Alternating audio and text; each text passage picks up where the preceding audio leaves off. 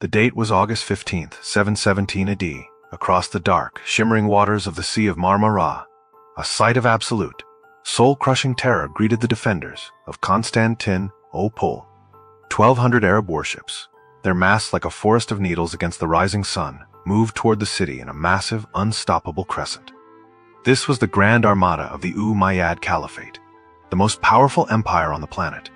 For 80 years, they had been the storm of the East. They had swallowed Persia whole, carved Egypt from the map, and marched across North Africa to the gates of Spain. Now, the Caliphate had come for the biggest prize of all, the Second Rome. They believed that if Constantinople fell, the gateway to Europe would be kicked wide open. The Islamic world would sweep into the West, and the Christian world would be erased before the end of the century. Facing this world-ending threat were the tattered remnants of the Byzantine navy, a force that had been humiliated and beaten for decades. They were outnumbered 10 to 1. But as the Arab ships closed the distance, the Romans did not flee. They moved forward with a strange, terrifying confidence. At the prow of each Roman ship sat a bronze tube, shaped like the head of a roaring lion. Within minutes, the ocean itself would begin to burn, and the invincible Arab fleet would walk straight into a furnace of ancient science. Today, we go inside the secret history of Greek fire to see how a forbidden chemical weapon saved Western civilization twice, and why its secret formula remains one of the greatest mysteries of the medieval world. To understand how a single weapon could halt the expansion of an empire, you have to grasp the two military systems that were about to collide in the Golden Horn. The Arab naval system was built on the principle of overwhelming mass and boarding aggression. The Umayyads were masters of the Mediterranean. They had adapted the shipbuilding techniques of the Levant and Egypt to create a fleet that was fast, numerous, and manned by warriors who sought martyrdom in battle. Their ships were designed to get close, rain down arrows, and then unleash thousands of sailors for hand-to-hand combat. They didn't just fight for territory, they fought with a religious conviction that the fall of Constantinople was a divine inevitability. Their command structure was unified, their logistics were backed by the riches of 3 continents, and their morale was at an all-time high. It was the doctrine of the tidal wave. The Byzantine system represented a desperate, high-tech adaptation of a dying superpower. The Eastern Roman Empire was a shadow of its former self. It was a state under permanent siege, surrounded by enemies on all sides.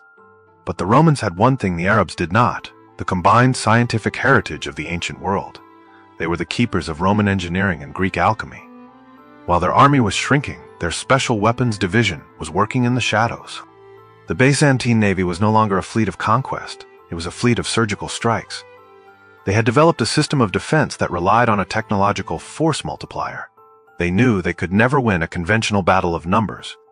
They needed a weapon that would not just destroy ships, but shatter the enemy's psychological will to exist on the water.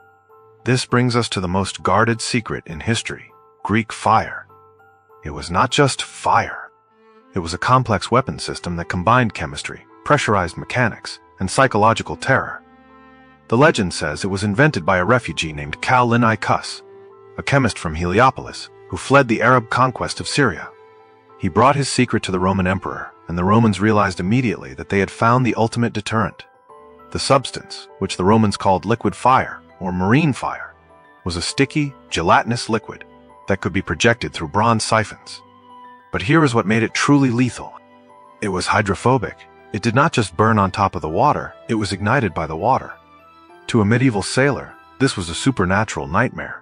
The very element you used to put out a fire was now the fuel that made the fire hotter. The strategic situation in 717 AD was the most desperate moment in the history of the Roman Empire. The Arab commander, Maslama, had surrounded the city by land and sea. He had 120,000 soldiers in the trenches and 1,200 ships in the water. The city was starving. The Roman Emperor, Leo III, knew that the naval blockade was the key. If the Arab fleet could maintain their position in the Sea of Marmara, the city would eventually surrender. But Leo had a plan that relied on the absolute perfection of the Roman siphon ships. These were specialized dromons, fast rowing vessels equipped with the forbidden tubes at the bow. On the morning of the attack, Leo ordered his small fleet of 15 dromons to leave the safety of the Golden Horn and sail directly into the heart of the Arab Armada. To the Arab sailors, this looked like a suicide mission. Why would 15 ships attack 1,200? Maslama ordered his vanguard to surround the Romans and capture them. He wanted to parade the Roman ships as trophies.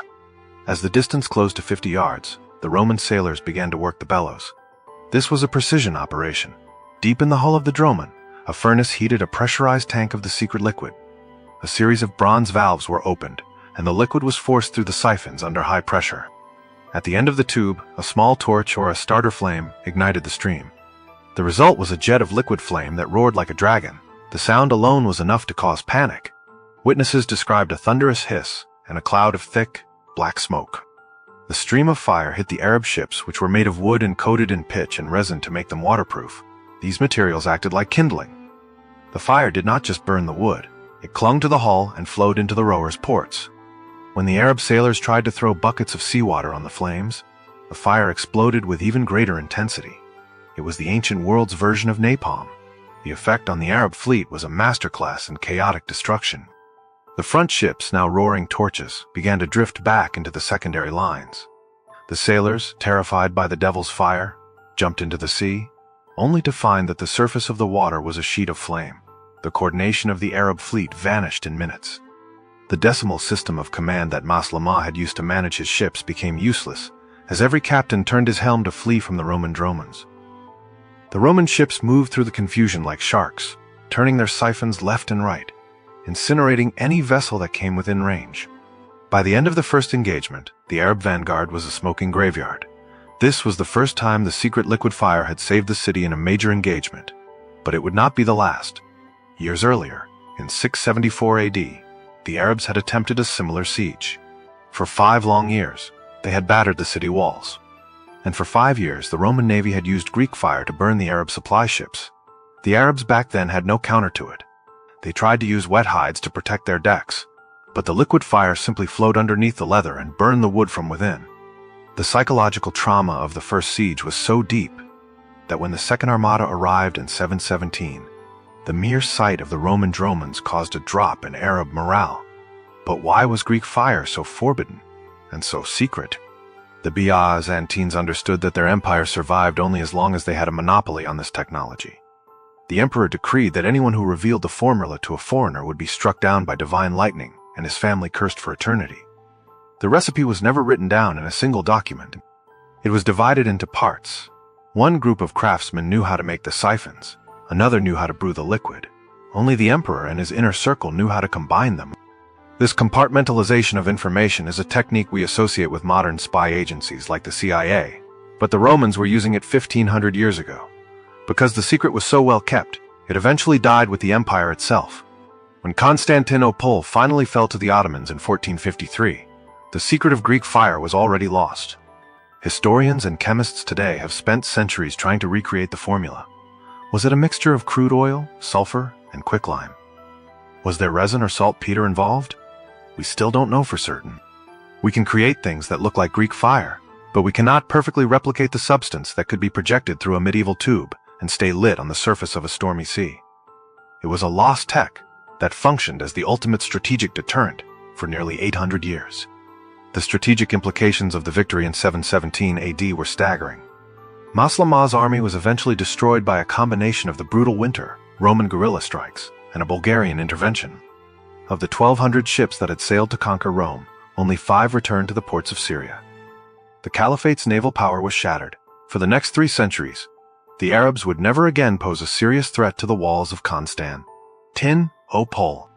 This gave the fractured kingdoms of Europe the time they needed to grow. It protected the womb of the West, at a time when there was no other power capable of stopping the Islamic expansion. Without Greek fire, the Middle Ages in Europe would have looked entirely different. What made the story of Greek fire different from any other military advancement was its role as a hidden guardian. The Romans didn't use it in every battle. They didn't want the enemy to see it too often. They saved it for the end of the world moments. They used it as a psychological weapon, a secret trick that turned the ocean into a trap. It proved that a small technologically advanced force can defeat a massive empire if they control a strategic bottleneck and possess a weapon that the enemy cannot comprehend. The liquid fire was the ultimate expression of Roman pragmatism. They knew they were weak. They knew they were outnumbered, so they used their brains to weaponize the elements.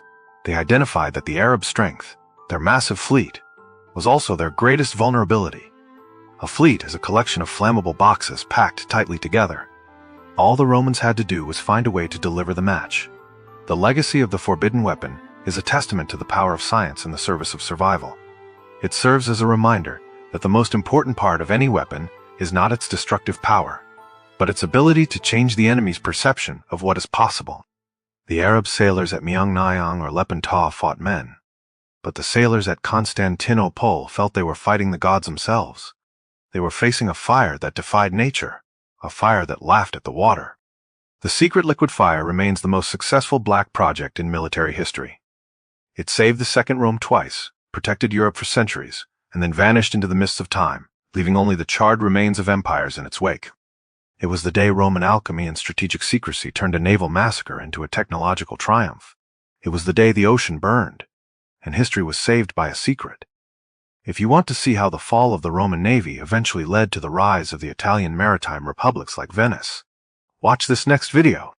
Subscribe for more battles where brilliant strategy and secret weapons change the course of history.